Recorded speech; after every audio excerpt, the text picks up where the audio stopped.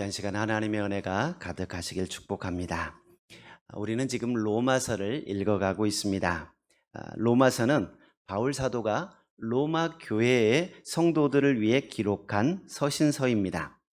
로마 교회는 예루살렘에 방문하여서 오순절 성령 강림을 체험하였던 디아스포라 유대인들이 고향으로 돌아가서 세운 그 교회가 로마 교회입니다. 자생적으로 세워진 교회다 보니 사도들로부터 체계적인 교육을 받지 못하였습니다. 그래서 로마 교회 안에는 여러 가지 문제들이 있었습니다. 로마 교회 성도들이 유대인 출신의 신자들이다 보니 이들은 율법주의적 신앙관에서 벗어나지 못하고 있었습니다. 그래서 예수님을 믿지만 율법을 지켜야 구원을 받는다라고 생각하였던 것입니다. 이에 반해서 이방인 출신 신자들은 우리가 그리스도인이 되었고 믿음으로 구원받았기 때문에 우리의 삶은 더 이상 문제가 되지 않는다라고 생각하면서 과거 그리스도인이 되기 전에 방탕한 습관을 그대로 행하고 있었던 것입니다. 바울 사도는 로마서를 통해 율법주의에 빠진 유대 성도들에게 성도가 구원을 받게 된 것은 율법의 행위가 아니라 값없이 거저주시는 하나님의 은혜와 주인을 위해 대신 죽으시고 부활하신 예수 그리스도를 믿음으로 말미암은 것임을 강조하고 있습니다. 또한 이방 출신 성도들에게는 행위가 구원의 본질에 영향을 주는 것은 아니지만 구원받은 성도는 결코 죄 아래 거할 수 없다라고 강조하며 성화에 이를 것을 권면하고 있습니다. 바울 사도가 로마서를 통해 로마 교회 성도들에게 체계적으로 복음을 알려주고 있습니다. 로마서에는 복음이 무엇인지, 어떻게 해야 구원을 받는지, 구원받은 사람의 삶의 모습은 어떠해야 하는지 전반적인 이야기들이 기록되어 있습니다. 그래서 로마서를 차분하게 읽어가신다면 기독교에서 말하는 복음이 무엇인지 분명하게 알게 되고 하나님의 의의가 무엇인지 믿음으로 의롭다함을 얻은 사람은 어떤 삶을 살아가야 하는지에 대한 분명한 깨달음을 얻게 될 것입니다. 그래서 복음에 대해서 믿음에 대해서 좀 더 자세히 알고 싶다라고 생각되어진다면 다시 한번 로마서를 차분하게 정독하십시오. 여러분의 신앙에 커다란 유익이 있을 것입니다. 로마에 가면 로마 법을 따르라라는 말이 있을 정도로 로마는 법이 잘 되어 있습니다. 법은 기본적으로 상벌 개념이 있습니다. 법을 잘 지키면 상급이 있고 법을 어기면 거기에 상응하는 벌이 주어집니다. 율법도 마찬가지입니다. 말씀을 잘 지키면 복이 약속되어 있고 말씀에 순종하지 않으면 심판이 주어집니다. 한마디로 권선징악의 사상이 흐르고 있습니다. 이처럼 로마법에 익숙하고 율법에 익숙한 로마교회 성도들에게 바울 사도는 더 뛰어난 하나님의 의의 법에 대해서 소개하고 있습니다. 하나님의 의의 법은 무엇을 행해야 의롭게 된다고 하는 율법의 규정을 뛰어넘는 은혜의 법입니다. 일을 하고 받는 것이 싹시입니다. 그러나 은혜는 아무것도 하지 않고 거저 받은 것입니다. 바울 사도는 로마서 서두에서 유대인이나 이방인이나 모든 사람이 죄를 범하여 하나님의 영광에 이르지 못하였다라고 선언합니다. 그리고 사람이 의롭다함을 받는 것은 율법의 행위가 아니라 단지 예수 그리스도를 믿을 때 그 믿음으로 의롭다함을 받는다라고 이야기합니다. 이것을 이신득의 또는 이신칭의라고 부릅니다. 우리가 예수님을 믿을 때 예수님과 하나 되어 예수님의 구속의 공로가 우리에게 적용이 됩니다. 이때 우리는 하나님 앞에서 의인으로서의 법적 지위를 회복하게 됩니다. 하나님께서는 성도 각자가 인격적으로 온전하지 않다 할지라도 그의 믿음을 보시고 예수 그리스도의 보혈의 공로를 힘입어 의롭다고 인정해 주시는 것입니다. 예수님을 믿는 사람들은 예수님과 연합한 사람입니다. 예수님이 십자가에 못 박힐 때 그분과 함께 죄에 대하여 죽었고 그리스도께서 다시 살아나심과 같이 하나님에 대하여 살아난 사람들입니다. 의롭다 인정함을 받은 성도는 로마서 6장에 보면 죄로부터 해방되는 자유함을 누립니다. 심지어 사망으로부터 자유롭게 됩니다. 오늘 본문 7장은 율법이 그리스도인을 더 이상 주관하지 못한다라는 사실을 말해주고 있습니다.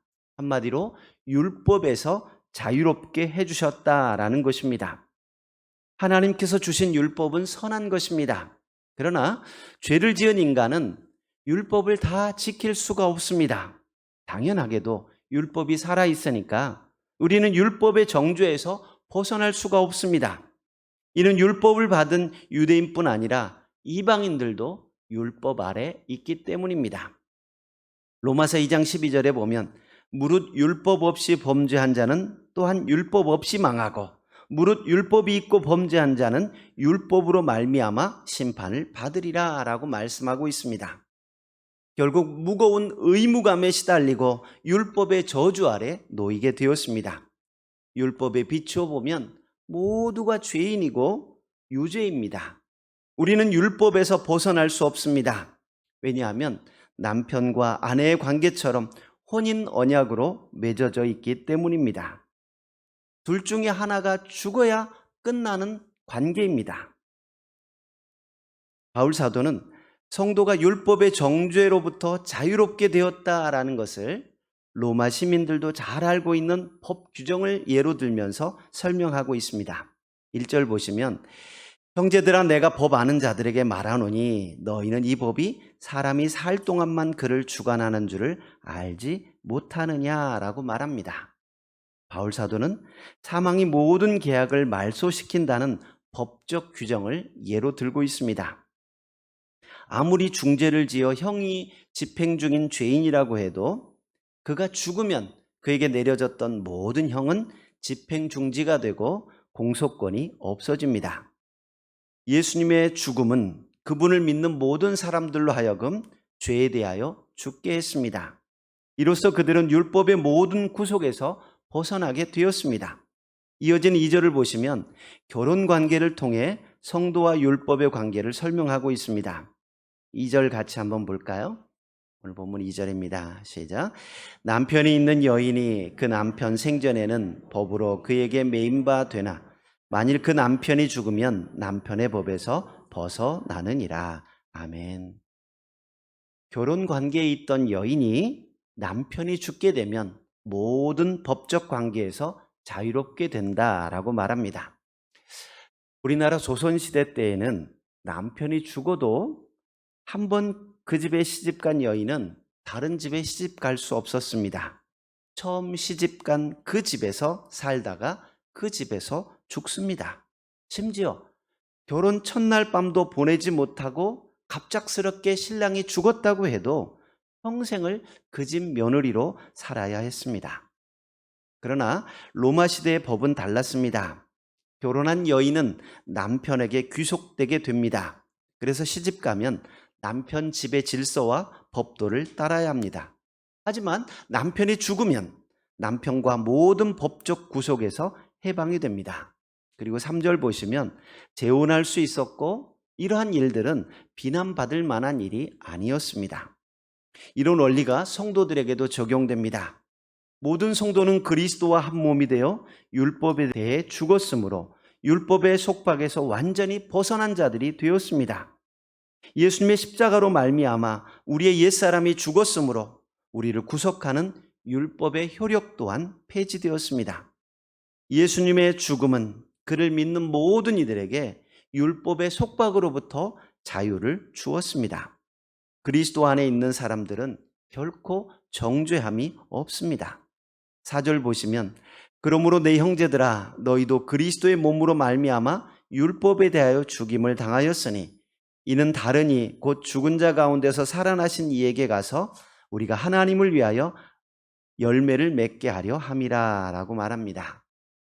의롭게 된 성도는 율법의 법적 구속력에서 해방되었습니다.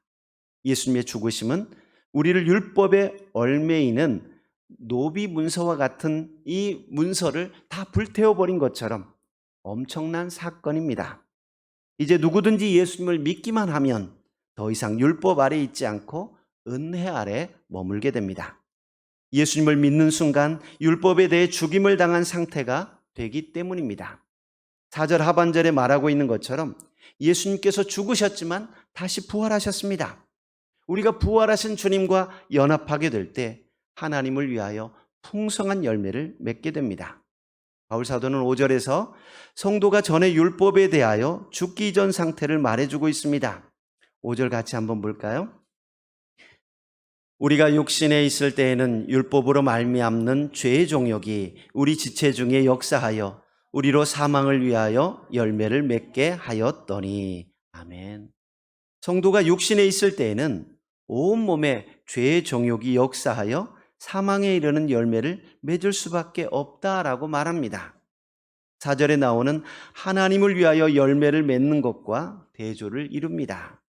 거듭나기 이전 인간의 본성은 항상 죄의 욕구와 죄가 이끄는 대로 살아갈 수밖에 없습니다. 율법이 죄가 아니고 악한 것은 아니지만 부패한 인간은 율법에 의해 죄를 억제당하면 억제당할수록 더 크게 죄가 터져나오는 것을 발견하게 됩니다. 사랑하는 성도 여러분, 우리에게는 어떤 열매가 맺혀지고 있습니까? 하나님을 위하여 열매를 맺고 있습니까? 사망을 위하여 열매를 맺고 있습니까? 율법에 대하여 죽음으로써 율법의 제약으로부터 벗어나게 된 성도는 낡은 법조문에 얽매여 살아가는 것이 아니라 성령이 새롭게 하시는 새 생명으로 살아가야 합니다. 6절 보니까 이제는 우리가 얽매였던 것에 대하여 죽었으므로 율법에서 벗어났으니 이러므로 우리가 영의 새로운 것으로 섬길 것이요 율법 조문에 묵은 것으로 아니할지니라 라고 말합니다. 율법에 죽은 그리스도인들은 어떻게 살아야 합니까? 율법의 낡은 법조문으로 하나님을 섬기는 것이 아니라 성령께서 주시는 새 생명으로 하나님을 섬기는 사람들이 되어야 합니다. 오늘 말씀에서 율법에서 자유로워지려면 어떻게 해야 한다고 말씀합니까? 1절에서 3절을 통해 남편이 죽어야 남편에게서 자유로운 것처럼 율법에 대해 죽어야 자유를 얻을 수 있다라고 말씀합니다. 그런데 여러분, 율법이 죽을 수 있습니까? 율법은 죽을 수도 없고 바뀌지도 않습니다. 율법은 하나님의 원칙이기 때문입니다. 율법에서 벗어나려면 내가 죽는 수밖에 없습니다. 율법과 내가 부부의 관계인데 이 관계를 깨는 방법은 내가 죽는 것입니다. 그래서 로마서 6장 4절에 보면 그러므로 우리가 그의 죽으심과 합하여 세례를 받음으로 그와 함께 장사되었나니 라고 말씀하고 있습니다. 이어지는 로마서 6장 8절에도 만일 우리가 그리스도와 함께 죽었으면 또한 그와 함께 살 줄을 믿는다라고 말씀합니다. 그리스도와 함께 죽었다고 선포하는 것입니다.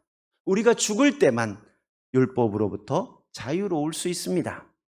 기독교의 핵심은 내가 죽는 데에서 출발합니다. 갈라디아서 2장 20절에 보면 내가 그리스도와 함께 십자가에 못 박혔나니 그런즉 이제는 내가 사는 것이 아니요 오직 내 안에 그리스도께서 사시는 것이라. 이제 내가 육체 가운데 사는 것은 나를 사랑하사 나를 위하여 자기 자신을 버리신 하나님의 아들을 믿는 믿음 안에서 사는 것이라 말씀하고 있습니다. 율법의 굴레에서 벗어나는 길은 죽는 길밖에 없습니다. 우리가 그리스도 안에서 새로운 생명을 얻기 위해서는 죽어야만 합니다. 죽어야 자유가 있다는 것이 복음입니다. 세상 종교는 죽지 않으려고 하지만 예수님은 죽기 위해 세상에 오셨고 기독교는 죽어야 다시 사는 종교입니다. 요한계시록 2장 10절에 보면 내가 죽도록 충성하라 그리하면 내가 생명의 관을 내게 주리라 약속하고 있습니다. 갈라디아서 5장 24절에도 그리스도 예수의 사람들은 육체와 함께 그 정욕과 탐심을 십자가에 못 박았느니라 라고 말씀합니다. 여러분, 우리는 주님과 함께 십자가에서 못 박은 사람들입니다. 로마서 6장 11절에 보면 죄에 대하여 죽은 자로 여기라 말씀하고 있습니다. 예수님께서 십자가에 못 박히심과 같이 우리도 날마다 우리의 육신의 정욕과 죄악을 십자가에 못 박아야 하겠습니다. 죄의 유혹이 올라올 때마다 나는 죽은 사람이다 라고 선언하십시오. 혈기가 올라오고 분노가 올라올 때에도 나는 죽은 사람이다. 나의 옛사람은 십자가에 못 박았다라고 선언하십시오. 죽은 사람이 어떻게 화를 낼 수 있겠습니까? 자존심이 상하고 미움이 올라올 때에도 죽은 자로 여기고 선포하십시오. 죽은 사람은 욕심 부리지도 않고 집착하지 않고 초연합니다. 사랑하는 성도 여러분, 예수님이 십자가에서 죽으심처럼 우리도 예수님과 함께 우리 자신을 십자가에 못 박고 율법에 대하여 죽은 자로 여길 수 있기를 바랍니다. 우리가 주님과 함께 죽고 주님과 함께 부활할 때 하나님을 위하여 의의 열매를 맺게 됩니다. 그리스도와 연합하여 거룩한 교제를 하게 되면 성령의 열매, 전도의 열매, 빛의 열매들을 맺게 됩니다. 요한복음 15장 5절에 보면 나는 포도나무요 너희는 가지라. 그가 내 안에 내가 그 안에 거하면 사람이 열매를 많이 맺나니 나를 떠나서는 너희가 아무것도 할 수 없음이라 말씀하고 있습니다. 우리가 주님 안에 거할 때 우리는 풍성한 결실을 맺을 수 있습니다. 말씀을 가까이 하고 예배드리는 일을 즐거워하십시오. 주님을 사랑하고 주님과 함께 하십시오. 우리 안에 풍성한 의의 열매들이 맺히게 될 것입니다. 사랑하는 성도 여러분, 법이 지배하고 살아있는 곳에서는 생명의 역사가 나타나지 않습니다. 예수님께서 안식일에 병자를 고쳐주셨습니다. 좋은 일이지요. 질병 가운데 있는 자에게 자유와 구속함을 주셨습니다.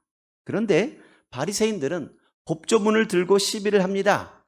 안식일에 병자를 고치는 것이 옳지 않다라는 것입니다. 예수님은 병자를 바라보며 안타까운 마음으로 접근했지만 바리새인들은 율법을 들고 정죄의 잣대를 들이밀었던 것입니다. 율법은 사람을 살리지 못하고 얽매이게 합니다. 그렇다고 율법이 죄는 아닙니다. 7절에 보면 그런즉 우리가 무슨 말을 하리요? 율법이 죄냐? 그럴 수 없느니라. 율법으로 말미암지 않고는 내가 죄를 알지 못하였으니 곧 율법이 탐심하지 말라 하지 아니하였더라면 내가 탐심을 알지 못하였으리라 라고 말합니다. 율법은 죄를 깨닫게 하는 도구입니다. 율법이 없다면 내가 죄인인지 깨닫지 못하고 하나님의 은혜가 얼마나 큰 은혜인지 알지 못합니다. 율법은 소중하지만 그렇다고 율법주의에 빠지면 안 됩니다. 율법주의란 인간의 율법의 각 조항을 그대로 지켜 행함으로 거룩해지고 하나님을 기쁘시게 할 수 있다고 생각하는 신념입니다.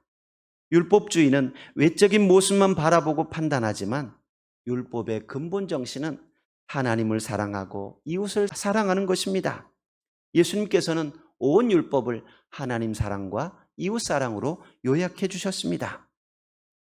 우리는 날마다 우리 자신을 십자가에 못 박고 그리스도로 새 생명을 얻는 삶을 살아야 하겠습니다.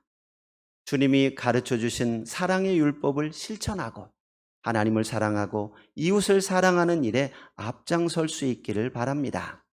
거룩한 성품과 그리스도 안에서 얻은 새 생명으로 행하고 하나님의 사랑의 법 안에서 하나님을 사랑하고 섬길 수 있는 믿음의 성도들 되시길 주의 이름으로 축복드립니다.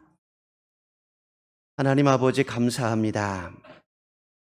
우리를 율법의 정죄에서 자유롭게 하시고 주님께서 십자가의 죽으심으로 율법의 모든 무거운 짐에서 벗어나게 하시니 감사합니다.